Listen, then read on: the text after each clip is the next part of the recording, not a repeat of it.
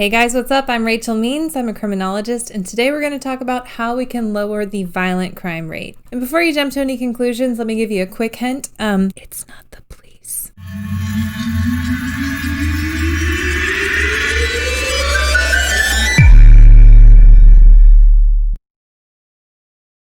So there's about 10 steps that you can take to start lowering the violent crime rate. And this has been done in other cities and towns, and it's been proven effective. So this is all based on evidence. It's not just like my opinion or something like that. Sorry if you hear some rustling in the background. It's my dogs. Oh, hi. Oh, hi. One of the very first steps that you're going to want to take to help lower the violent crime rate is creating more prevention programs, because that's really going to stop the cycle of violent criminal behavior from happening. Now, prevention programs tend to have a very large upfront cost while you're creating them, but you're going to be saving a lot of money in the long run because it costs so much money to handle the losses created by crime or the damages that are inflicted or all the lawsuits that might happen, not to mention the amount of taxes that go towards keeping people in prison and rehabilitation programs. So because there's such a large upfront cost for prevention programs, it might require something that we've all been talking about, which is defunding the police. And defunding the police isn't what people are making it out to be. It's not the same as abolishing the police or stripping all of their funding away. It's about taking that budget that's meant to help reduce crime and to keep people safe and actually putting it in programs that are going to do just that, because research shows that policing alone cannot lower the crime rate. The second step to reducing violent crime is providing better role models within your community. And this usually involves programs involving children, like big brothers and big sisters. Kids who are growing up in one-parent households or without any strong role models are more prone to falling into a cycle of deviant behavior. So if we can provide programs to have really good role models and to help them make good choices, then we can help prevent crime in the long run. It's also important to note that for every child that you deter from engaging in a life of crime, you're saving the taxpayer about $1 million. The third step to reducing violent crime is to provide better economic opportunities. And this includes things like providing more job training programs, providing better public transportation, and increasing the minimum wage. Crime and wealth have a very strong correlation. So in areas where people are of a lower socioeconomic status and there are less economic opportunities, we would expect there to be a higher rate of crime. And it all comes down to the strain theory. And the strain theory pretty much says that people are going to do what they need to do to survive. So if there's no legitimate economic opportunities for employment, then they're going to turn to something that may be illegal, but they have to be able to support themselves. So it's kind of like they're between a rock and a hard place and they don't have any other choice. But if we're able to provide better economic opportunities and get more jobs on the market, then we're able to reduce the amount of people that find themselves in that situation. And just a side note on this one, since we're talking about being able to support ourselves and support our families, increasing women's access to abortion will actually help lower the violent crime rate as well. And this has a lot to do with the cycle of poverty that ends up happening. But when we give a woman that opportunity to choose whether or not she's at a place in her life where she's able to take on this new responsibility of raising a child and the financial burden that comes along with it, we're helping her to not fall into a cycle of poverty. The fourth way to reduce the violent crime rate is to improve the relationship between law enforcement and the community that they're serving. So in many areas in this country right now, people do not trust law enforcement, and that creates a problem because law enforcement is supposed to be there to protect and serve the community. I was going to say it was made to protect and serve, but it was not made to do that. In fact, law enforcement started out as slave patrols. So I'm not going to get into that right now, but just the wording there. But today, they're supposed to protect and serve.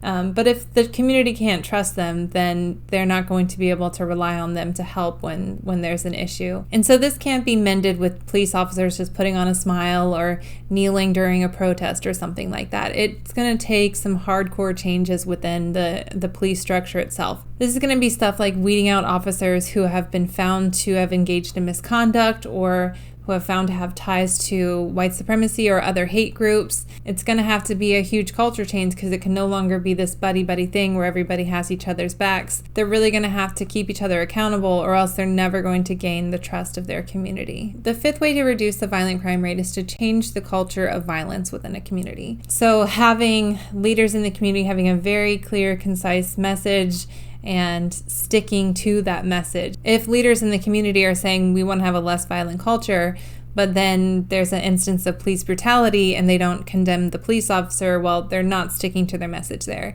They need to continue condemning violence in all forms, no matter who the perpetrator was. The sixth step to reducing violent crime is to distinguish between drug traffickers and drug users, because these two should not be put in the same category. Drug traffickers are purposely bringing product into the United States with the intent to sell.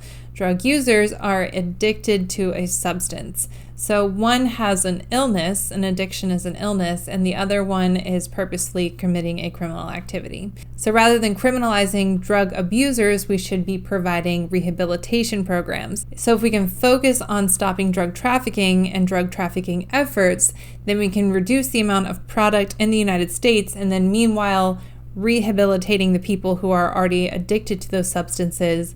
We can start to reduce the amount of substance abuse and the amount of drugs in our country.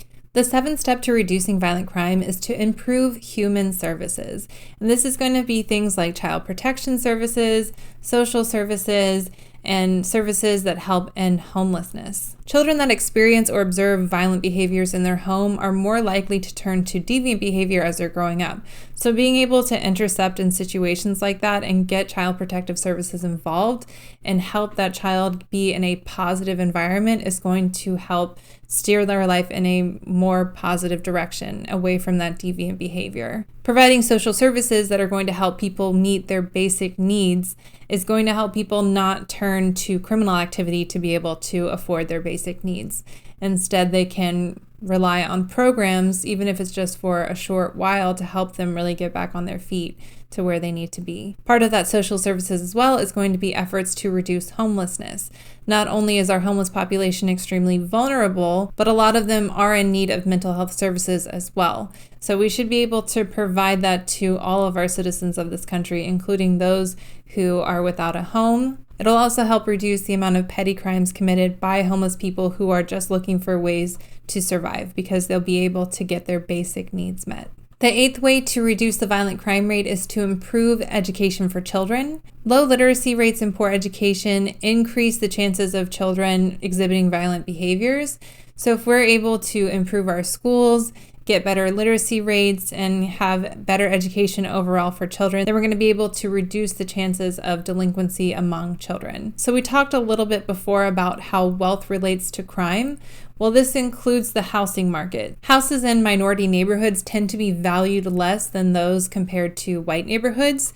And it's the property taxes on those houses that go to fund schools. So if you have houses in your area that are valued lower than those in surrounding areas, then the schools in that area are most likely going to be underfunded as well. So improving education really has to start with getting rid of that institutionalized racism that's been built into our housing market. Schools should also stop using out-of-school suspensions, because if a child gets in trouble and you remove them from the school, then that's increasing their truancy, them being absent from school, which increases their chances of being a dropout and reduces the amount that they're able to actually learn at school because they're not there. And lastly, we need to add more before and after school programs and make them affordable for all families. It would be great if all of them had sliding scales, depending on what your income is how much you pay for them, because a lot of people, especially single parent households, might be working more than one job to be able to support their family. And so being able to know that your child is safe somewhere before and after school,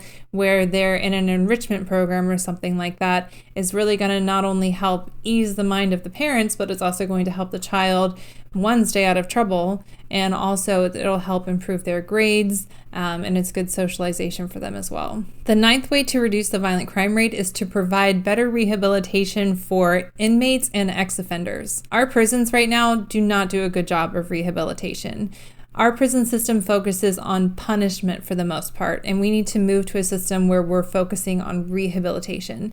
Because for the majority of people that are going to go to jail or prison, they're going to get out as well. The majority of people in jail and prison are not in there for life. So when we put them in jail or prison and we're not providing any kind of rehabilitation efforts, we're really selling our society short because we're not helping that person at all, and we're not going to help them be a more productive member of society once they get out. And this causes really high recidivism rates, which means that people are going to continue the cycle of offending after they get out of prison.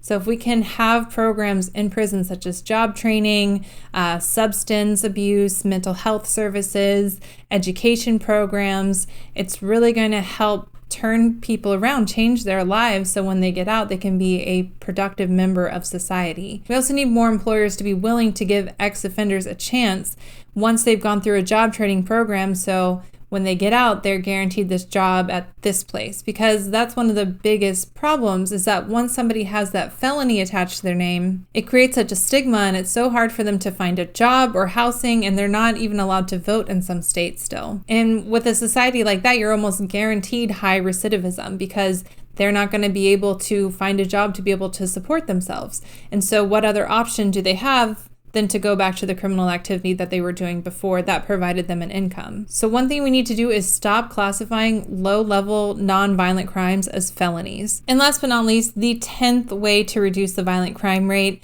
is the most important one out of all of them, and that is admitting that racism is a problem and that institutionalized racism exists and that it's something that we have to work to get rid of. I'm just going to leave it at that. Thank you so much for watching today. If you like this video, please be sure to like, share, and subscribe. For more information, please visit CrisisOfCrime.com. You can also find me on Facebook, Twitter, and TikTok. Thanks so much for watching. I'll see you next time.